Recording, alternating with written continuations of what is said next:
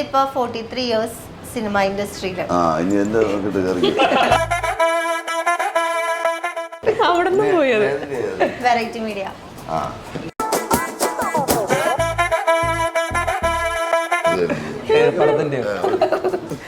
പോലീസുകാരനാണ് കുറെ മുന്നേ ഷൂട്ട് ചെയ്ത സിനിമയാണോ? കുറെ മുന്നേ 10-30 വർഷം മുമ്പല്ലേ. ഇത് ഓരോന്നോരോന്നിട്ട് എടുക്കാനുള്ള പരിപാടിയാണ്. പുള്ളി ആക്ഷൻ പറഞ്ഞിട്ടില്ല. മൊത്തത്തിൽ എല്ലാവരും വിളിക്കുന്നേ. അപ്പൊ ഒറ്റ അടിക്കാൻ തീരുമല്ലോ അല്ലേ? ഒരു ചോദ്യം ചോദിച്ചായിരുന്നു. ഞാൻ ഒരു ചോദ്യം ചോദിച്ചു, ആരുടെയെങ്കിലും നുണ കേട്ട് ഇങ്ങനെ ഞെട്ടിപ്പോയി ചെയ്തിട്ടുണ്ട്. അപ്പൊ അവരിങ്ങനെ എന്തൊക്കെ പറയണ്ടായിരുന്നു. അപ്പോഴാണ്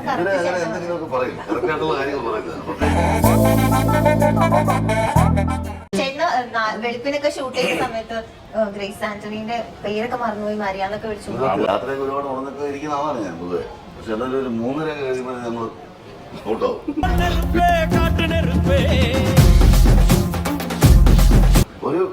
ഒരു രാത്രി നടക്കുന്ന കഥയല്ലേ?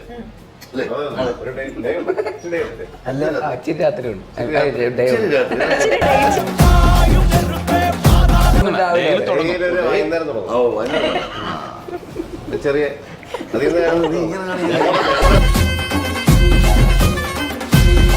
അതിലിപ്പോ ഒരു ഡയലോഗ് ഉണ്ടല്ലോ, അവന്റെ മുഖത്ത് ഒരു കള്ള ലക്ഷണം ഉണ്ടല്ലോ. ഇത് ഞാൻ ഇപ്പോഴല്ലേ കാണുന്നത്. ജീവിക്കായിരുന്നു ബേസിൽ ചേട്ടൻ ക്യാരക്ടറായിട്ട്. ബേസില് മാത്രമല്ല, ഞങ്ങൾ എല്ലാവരും ഞാൻ കുറച്ച് കാര്യങ്ങൾ പറയാം. അത് കേൾക്കുമ്പോ ആദ്യം ആരെയാ ഓർമ്മ വരുന്നതെന്ന് പറഞ്ഞാൽ മതി. തന്നെ ഓർമ്മയില്ല. അടുത്ത് ചോദിക്കട്ടെ? ആദ്യത്തെ ഉത്തരം കിട്ടി. ഇല്ല, പിന്നെ രണ്ടാമത്തിലോട്ട് പോകുന്നു. Next question.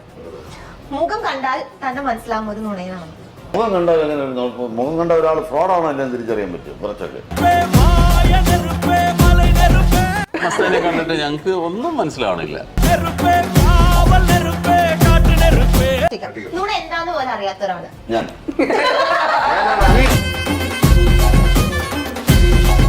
ഏത് നുണയും വിശ്വസിക്കുന്ന ഒരു പാവം ഞാൻ സത്യം പറഞ്ഞാലും വിശ്വസിക്കില്ല. പിന്നെ നുണക്കുഴിയിലെ നുണയനാരാ? ഏറ്റവും വലിയ വരും നുണ എന്തായിരിക്കും? എന്റെ കൂടെ വീട്ടിൽ എന്തൊക്കെ നുണ പറയുന്നുണ്ട് അപ്പുറത്ത്. എക്സിസ്റ്റൻസിന് വേണ്ടിയിട്ടുള്ള അതെന്നെയാണ് നുണ. അല്ല, അതാണ് നുണ.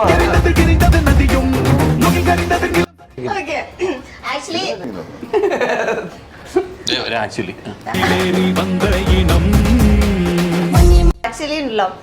ആക്ച്വലി ഉണ്ടോ?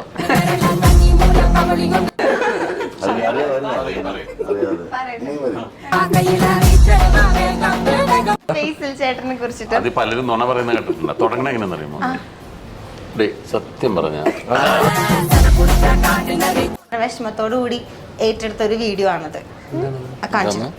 ആ കാലം സീസൺ കഴിഞ്ഞു. ബേസിലും ഞാൻ തമ്മിലുള്ള സീസൺ ഓവർ. ഇവനെ കൊണ്ടുള്ള ഇന്റർവ്യൂ കൊണ്ട് നമുക്ക് സഹിക്കാൻ പറ്റില്ല. ഇപ്പൊ ഇവനില്ലാത്തതിൽ ഇവൻ തന്നെ വന്ന. ഞാൻ ഒരു അക്ഷരം അവരെ കുറിച്ച് പറയൂ. വേറെ കാച്ചു തിരിച്ചു. നാളെ ധ്യാൻ ചേട്ടനായിട്ട് ഇന്റർവ്യൂ ഉണ്ട്. അവൻ എന്ത് ഇന്റർവ്യൂ? സിനിമ ഇൻഡസ്ട്രിയില് ഒരുപാട് ആഗ്രഹിച്ചിട്ട് എത്തിയ ഒരു ഫീൽഡാണല്ലോ. ആരാഗ്രഹിച്ചു? ആ സമയത്ത്